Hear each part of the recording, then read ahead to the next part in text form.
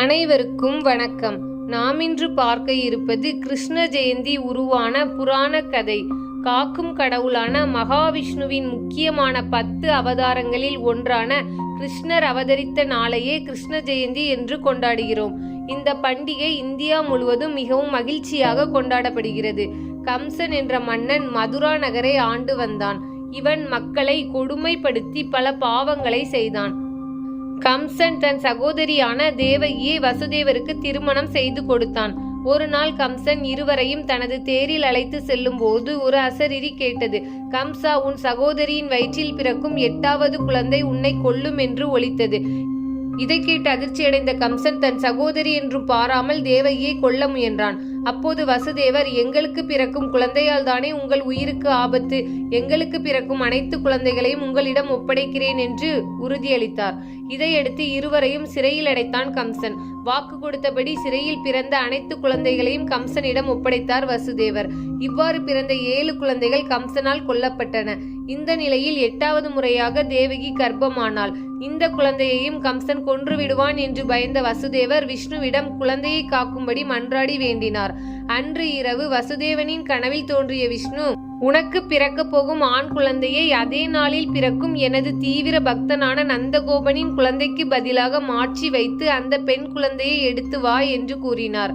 சிறையில் ஆவணி மாதம் ரோகிணி நட்சத்திரம் அஷ்டமி திதியில் நள்ளிரவில் 8வது குழந்தையாக அவதரித்தார் கிருஷ்ணர். கிருஷ்ணரின் மகிமையால் சிறையில் கதவுகள் திறந்தன. காவலாளிகள் மயக்கமடைந்தனர். வசுதேவர் குழந்தையை எடுத்துக்கொண்டு வெளியேறினார். மழை பெய்து யமுனை ஆற்றில் வெள்ளம் பெருக்கெடுத்து ஓடியது. அப்போது வசுதேவருக்கு ஆற்றை கடக்க யமுனை பாதை அமைத்து கொடுத்தது. வசுதேவர் குழந்தையை தன் தலைமேல் வைத்து ஆற்றை கடந்தார். அப்போது 5 தலை நாகம் குழந்தைக்கு குடையாக வந்தது. வசுதேவர் கோகுலத்தை அடைந்ததும் நந்தகோபனின் வீட்டு கதவுகள் திறந்திருந்தன. மெதுவாக தனது குழந்தையை அங்கு வைத்துவிட்டு அங்கிருந்த பெண் குழந்தையை எடுத்துக்கொண்டு சிறைச்சாலையை வந்தடைந்தார் வசுதேவர். சிறைச்சாலையில் நுழைந்ததும் சிறை காவலாளிகள் மயக்கத்தில் இருந்து விழித்து கொண்டனர். பின்பு வசுதேவருக்கு குழந்தை பிறந்திருப்பதை கம்சனிடம் தெரிவித்தனர். உடனே விரைந்து வந்த கம்சன், என்னை கொல்லப் போவது ஒரு பெண் குழந்தையா என்று சிரித்தபடி அந்த பெண் குழந்தையை கையில் எடுத்து கல்லில் தூக்கி எறிந்தான். ஆனால் அந்த குழந்தை, உன்னை கொல்ல பிறந்த குழந்தை கோகுலத்தில் வளர்ந்து வருகிறது, காலம் வரும்போது உன்னை கொல்வான் என்று கூறி மாயமாக மறைந்தது. இதனால் அதிர்ச்சியடைந்த கம்சன் தனது பணியாட்களை அனுப்பி கோகுலத்தில் கிருஷ்ணர் இருப்பதை உறுதி செய்தான். பிறகு அந்த குழந்தையை கொல்ல பூதகி என்ற அரக்கியை அனுப்பினான். அந்த அரக்கி தன் மார்பில் விஷத்தை தடவி கிருஷ்ணருக்கு பால் கொடுப்பது போல் கொல்ல நினைத்தாள். ஆனால் கிருஷ்ணர் அந்த அரக்கியின் மூச்சு காற்றை நிறுத்தி கொன்றார். கம்சன் கோபம் கொண்டு சகாச்சுரா என்ற அரக்கனை அனுப்பினான். அந்த அரக்கன் வண்டியின் சக்கரமாக மாறி கிருஷ்ணரை சக்கரத்தால் நசுக்கி கொள்ள நினைத்தான். ஆனால் சக்கரத்தை எட்டி உதைத்து அவனை கொன்றார் கிருஷ்ணர். இவ்வாறு பல அரக்கர்களை அனுப்பி கிருஷ்ணரை கொல்ல நினைத்த கம்சனுக்கு ஏமாற்றமே மிஞ்சியது. அவன் அனுப்பிய அனைத்து அரக்கர்களையும் குழந்தை பருவத்திலேயே கொன்றார் கிருஷ்ணர். கோகுலத்தில் கிருஷ்ணர் கோபியர்களின் உள்ளத்தை கொள்ளை கொண்டார்.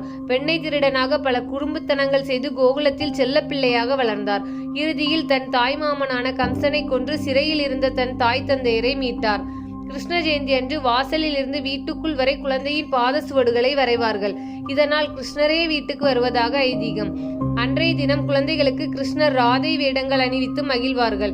கிருஷ்ண ஜெயந்தி அன்று அதிகாலையில் எழுந்து குளித்து வீட்டை சுத்தம் செய்து அரிசி மாவால் கோலம் இடுவார்கள். வீட்டில் மாவிலையால் தோரணங்கள் கட்டி அலங்காரம் செய்து பல வகையான பலகாரங்கள் தயார் செய்து கிருஷ்ணரை வழிபாடு செய்வார்கள். அனைத்து வைணவ கோவில்களிலும் சிறப்பு பூஜைகள் நடைபெறும். அதில் கலந்து கொண்டு வழிபட்டால் பல நன்மைகள் கிடைக்கும். கிருஷ்ண ஜெயந்தி அன்று கிருஷ்ணர் வரலாற்றையும் பெருமையையும் காதால் கேட்டாலே போதும் பல புண்ணியங்கள் வந்து சேரும். தினமொரு கதையில் கதை கேட்ட அனைவருக்கும் நன்றி.